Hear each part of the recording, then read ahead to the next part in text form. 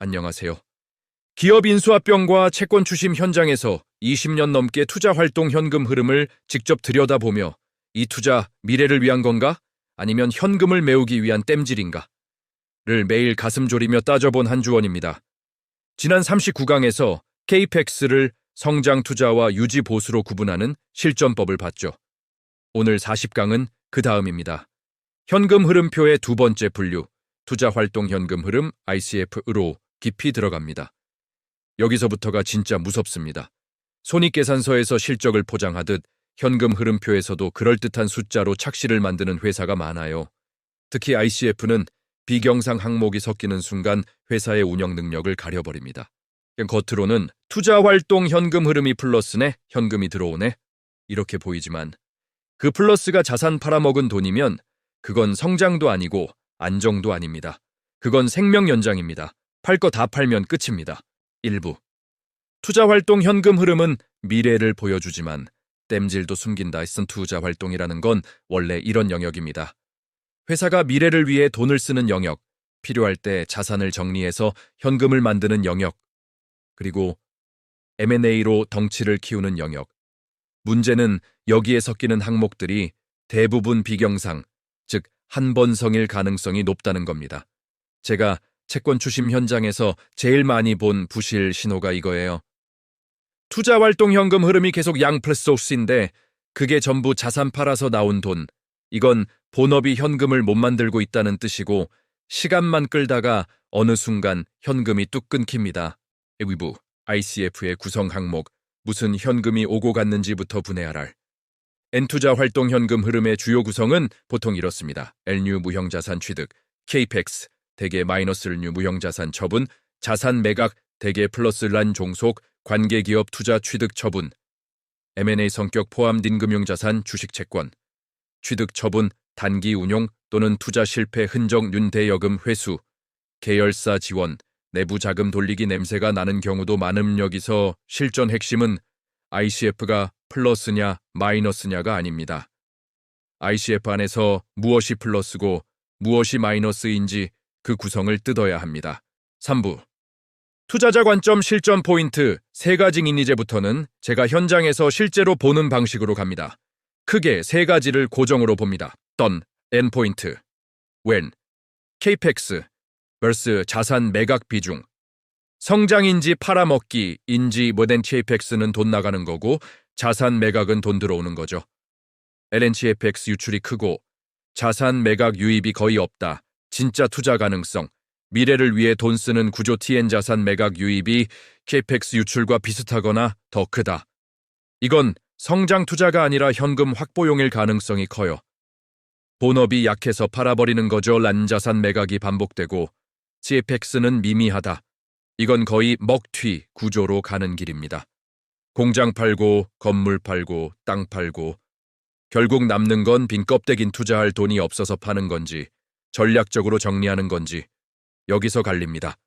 포인트 2, M&A 관계기업 지분 거래, 미래인지 구멍 메우기인지 바로 M&A는 원래 현금 유출이 큽니다. 그래서 단순히 유출이 크다고 나쁜 게 아닙니다. 하지만 포인트는 이거예요. M&A는 산 뒤에 현금 창출력이 붙어야 정상이다. LN M&A로 현금 대규모 유출, 성장 기대는 할 수 있어요. 그런데 그 다음 분기부터 OCF가 좋아지거나 매출 채권이 안정되거나 비용 구조가 잡혀야 합니다. LN M&A 이후에도 OCF는 나쁘고 FCF는 더 나빠지고 차입이 늘고 이자가 늘고 그러면 비싸게 샀거나 잘못 샀거나 급하게 산 겁니다. LN 관계기업 지분 매각도 마찬가지예요. 관계기업 지분을 판다는 건 가끔은 포트폴리오 정리지만 현장에서 더 흔한 건 이겁니다. 급하니까 팔아치운다. 특히 본업이 흔들리는데 관계기업 지분 매각이 반복된다. 그건 현금 땜질의 가능성이 큽니다. 포인트 3, 투자 활동의 지속성, 패턴. 이 진짜 단노한 ICF는 단연도만 보면 속습니다. 3년 패턴을 봐야 합니다. 원래 ICF가 3년 연속 양 플러스. 자산을 계속 팔아 현금을 만들고 있을 가능성, 성장 투자보다 생존이 우선인 상태인 ICF가 3년 연속 마이너스인데 FCF가 양 플러스로 버틴다. 이건 건강한 구조일 가능성이 큽니다. 본업이 현금을 만들고 그 현금으로 투자하는 회사 내 ICF- 플루 FCF- 지속 현금 소진. 결국 차입 증자 자산 매각 중 하나로 갑니다. 여기서부터는 기업 가치보다 생존 게임입니다. 예부 현장 사례 이 ICF 플러스의 함정 거래제가 M&A 실사할 때 본 대표 케이스. 어느 중견 유통사. 투자활동 현금 흐름이 3년 연속 8,500억, 8,800억, 8,600억.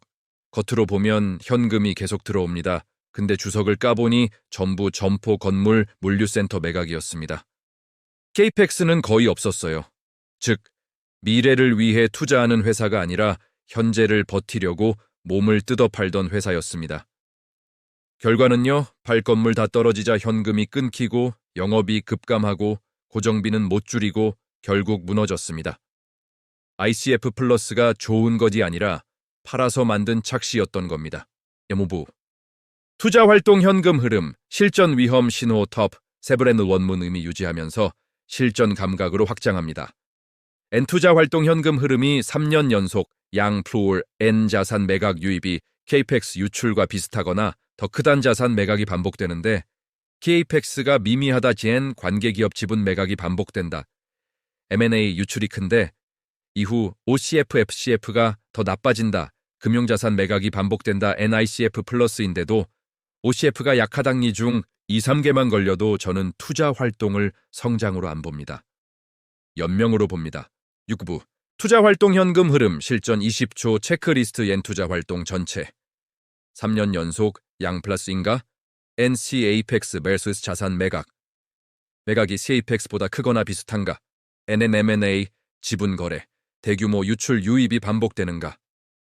NFCF와 관계 투자 활동이 마이너스인데도 FCF가 양 플루인가? NNG 우석 자산 매각 관계기업 지분 매각 비중이 과도한가? 이 5줄만 훑어도 투자 활동이 미래 성장을 위한 건지 현금을 메우기 위한 땜질인지 감이 바로 옵니다. 마무리론을 40강은 여기까지입니다. 다음 41강에서는 현금 흐름표의 세 번째 분류, 재무활동 현금 흐름으로 넘어갑니다. 배당과 자사주 매입이 진짜 주주환원인지, 차입과 상환 패턴이 부채 의존인지, 그리고 현금이 부족한 회사가 어떤 방식으로 버티는지 그 패턴을 현장 사례로 깊게 이야기 나누어 보겠습니다. 지금까지 기업 인수합병 채권 추심 전문가 한주원이었습니다. 투자활동 현금 흐름을 볼 때마다 이 한마디를 꼭 떠올리세요. 이 현금 유입 진짜 성장인가? 아니면 자산 팔아먹는 건가? 그 질문이 여러분을 현금 소진의 함정에서 구해줄 겁니다. 감사합니다.